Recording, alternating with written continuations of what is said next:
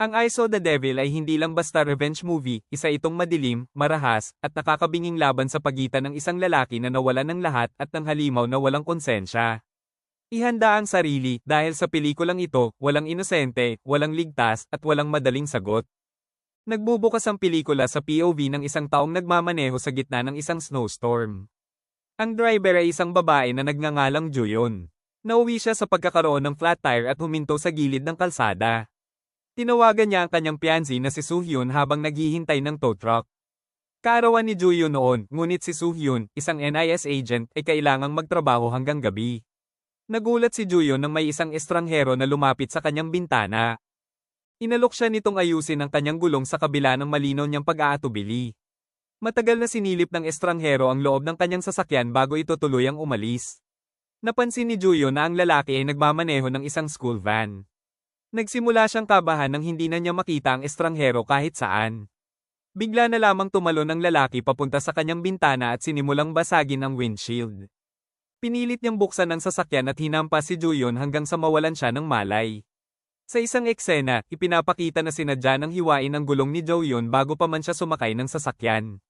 Sinundan siya ng estranghero mula sa orphanage na binisita niya.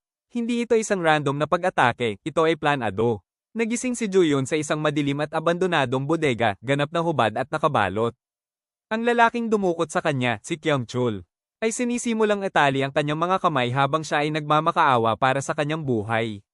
Sa huling pagsubok na iligtas ang sarili, isiniwalat ni Juyon na siya ay buntis.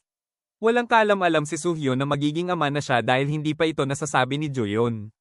Sa kabila ng kanyang pagsusumamo, pinatay ni Kyung-chul si Juyon at sinimulang saktan ang kanyang katawan. Habang pinuputol ang kanyang kamay, tumalsik ang engagement ring ni Juyon at nahulog sa isang butas ng kanal. Sinubukan ni Kyung-chul na hanapin ito ngunit nabigo. Hindi niya alam na ang pagkakamaling ito ang magiging sanhi ng kanyang pagbagsak. Kalaunan, isang batang lalaki ang nakakita ng tila tainga ng tao sa loob ng isang itim na shopping bag. Dumating ang pulisya, kasama ang maraming reporter, upang maghanap ng karagdagang ebidensya sa kalapit na bangin. Napag-alaman na ang ama ni Juyon ay ang chief of police. Naroon din si Soo-hyun. Isa sa mga opisyal ang nakakita sa naputol na ulo ni Juyon na palutang-lutang sa bangin. Nadapa ang forensic analyst na may hawak nito, dahilan upang gumulong ang ulo sa lupa habang nagsimulang kumuha ng litrato ang mga reporter. Nanatiling nakatayo si Soo-hyun, tuluyang nabigla habang gumugulong sa lupa ang ulo ng kanyang fiancé sa harap ng lahat. Matapos ang libing ni Juyon, nagpa siya si Soo-hyun na magpahinga muna sa trabaho. Nakipagkita siya kay Officer Jang. At magkasama nilang sinuri ang mga police file.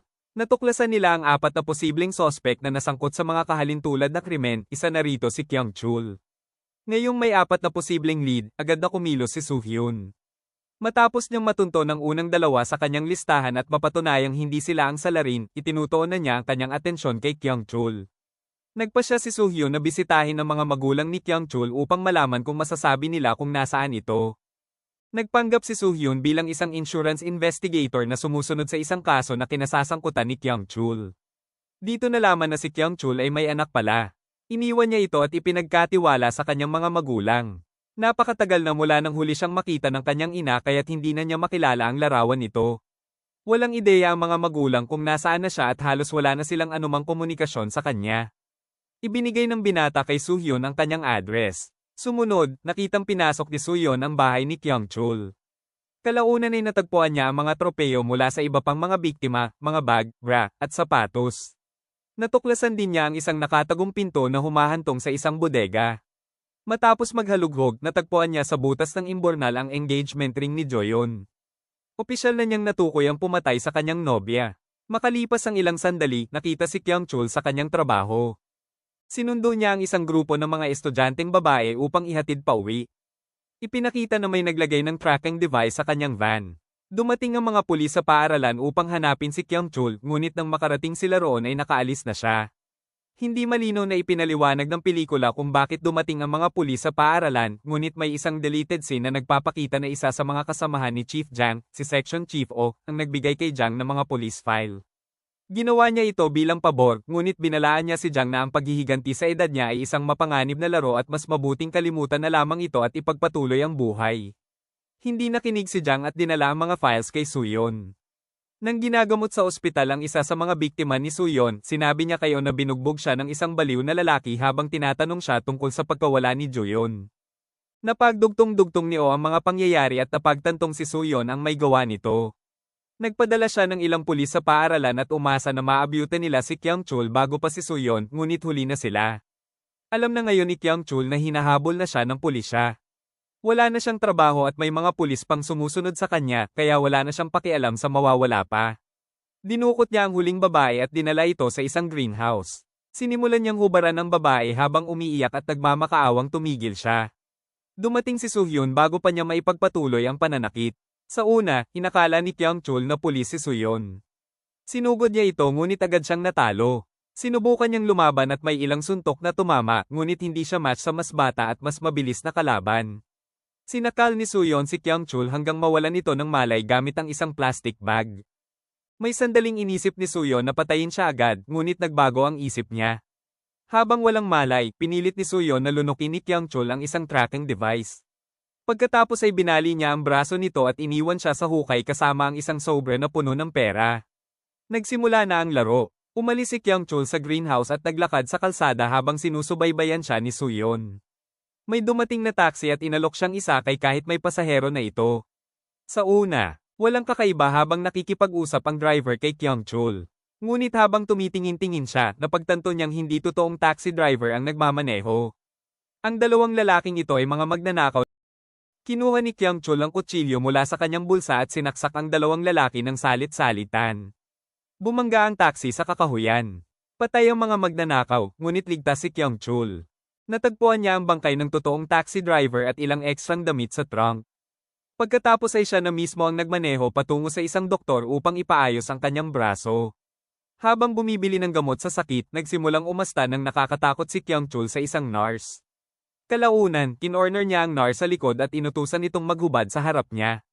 Dahil napigilan siya ni Suyon noong nakaraang gabi, balak ni Kyung-chul na ibuhos ang kanyang masasamang pagnanasa sa nurse. Sinimulan niyang saktan ng babae nang muling dumating si Suyon at binugbog siya. Sa pagkakataong ito, pinutol niya ang Achilles tendon nito. Nagising siyang muli sa isang sasakyan at sinubukang hanapin ang tracking device, hindi alam na nasa loob na pala niya ito. Dahil wala na siyang mapuntahan, binisita ni Kyung-chul ang isang kaibigan, isang kanibal na nagngangalang Taejo at ang kasintahan nitong si Sejong na nagtatago sa bahay ng pamilyang kanilang dinukot at pinatay. Tinawagan ni Officer Jang si Suyon at sinabihang tumigil na at ipagpatuloy ang buhay. Inagaw ni Seyon, kapatid ni Juyon, ang telepono at nakiusap kay Suyon na tumigil na. Sinabi ni Suyon na hindi pa siya maaaring huminto at ibinaba ang tawag. May isang deleted scene na nagpapakita ng nangyari matapos ibaba ni Suyon ang telepono. Inamin ni Officer Jang kay Seyon na sa kaibuturan ng kanyang puso ay ayaw niyang tumigil si Suyon. Alam niyang mapanganib ang pagpapatuloy ng larong ito at maraming masasaktan, bagay na labis niyang ikinababahala. Ngunit si Juyon ay anak din niya. Gusto rin niya ng paghihiganti. Sumunod, makikita natin si Kyung-chul at ang kanyang mga kaibigang kanibal na naghahapunan. Si Kyung-chul ay kumakain lamang ng steak. Mukhang kahit ang isang halimaw tulad ni Kyung-chul ay may hangganan din. Napagtanto ni Taejo na ang lalaking umatake kay Kyung-chul ay marahil kapamilya ng isa sa mga taong pinatay niya. Sinabi niya kay Kyung-chul na lumikha siya ng isang halimaw na ang lalaking humahabol sa kanya ay katulad nila, isang taong gustong paglaruan muna ang kanyang biktima bago patayin sa pinakamahina nitong sandali. Narinig ni Suyon ang buong pag-uusap at maaaring ito ang isang katotohanang hindi pa niya lubos na matanggap. Nagpaalam si Taejo sa mesa upang ihanda ang susunod niyang pagkain, ang anak na babae ng pamilyang kanilang pinatay. Itinali niya ang dalaga at handa na sanang patayin ito nang pumasok si Suyon at pumihil. Habang nakahiga, tuluyang napagtanto ni Kyung-chul na si Suyon ang nobyo ni Juyon. Sa ibaba, nagsimulang maglaban sina Taejo at Suyon. Narinig ni Kyung-chul ang kaguluhan at kinuha ang shotgun mula sa dingding. Napasuko ni Suyon si Taejo at itinali ito. Hahawakan na sana niya ang kanyang kamay nang pumasok si Kyung-chul at pinaputukan siya. Sa itaas, parehong sinubukang atakihin ni Sejong at Taejo si Suyon, ngunit mabilis niya silang napabagsak. Narinig niya si Kyung-chul na palihim na umaakyat sa hagdan kaya nagkalat siya ng mga bitag sa sahig. Natapakan ito ni Kyung-chul at nawalan ng balanse. Kinuha ni Suyon ang isang tubo at paulit-ulit na hinampes ang ulo niya. Patuloy niya itong binugbog habang umiiyak si Kyung-chul at paulit-ulit na sumisigaw ng, "Bakit?" Nagpasya si Suyon na tawagan ng pulisya at ipaaresto sina Taejo at Sejong.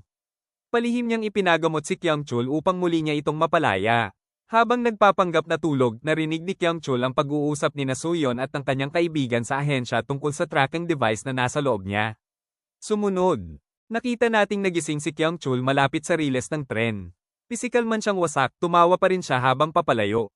Alam na niya kung paano siya sinusubaybayan at kung paano ito aalisin. Nagsimula na siyang direktang kausapin si Soo-yeon, tinutuya siya habang naghahalughog sa isang batika. Sa wakas, ibinunyag ni Kyung-chul kay Soo-yeon na buntis si Joo-yeon.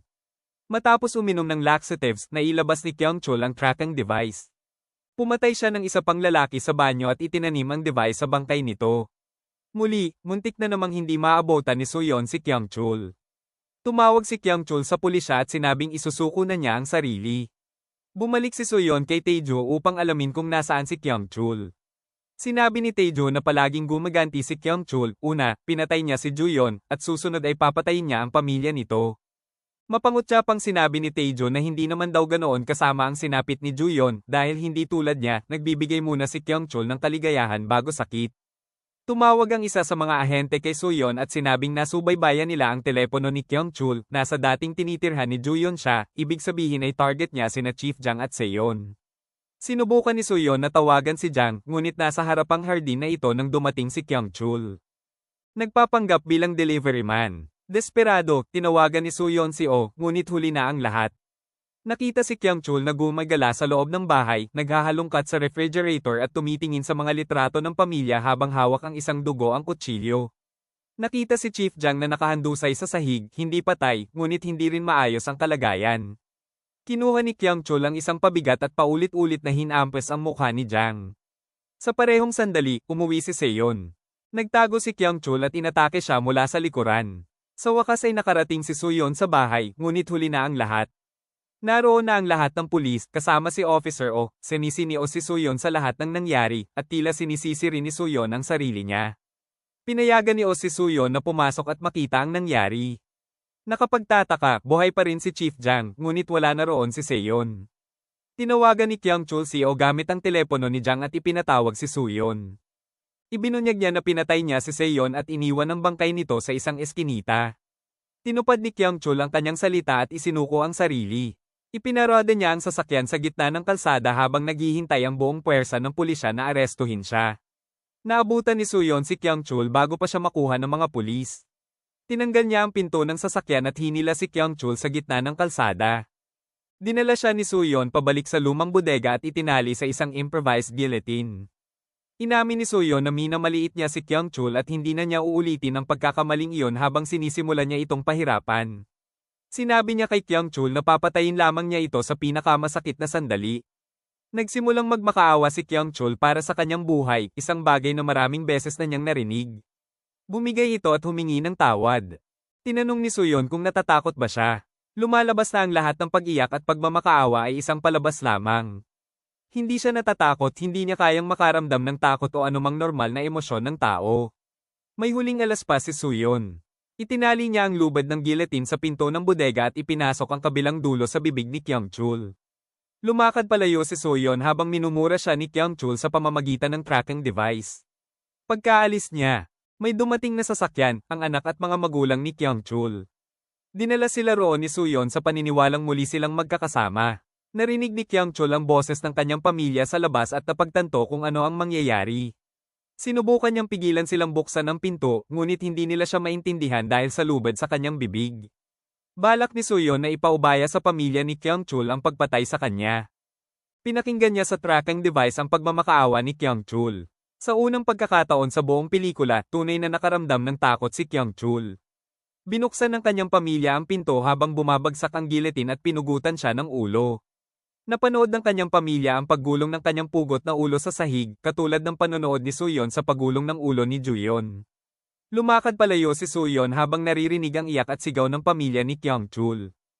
Tinanggal niya ang kanyang headphones at nagsimulang humagulgol habang naglalakad sa kalsada.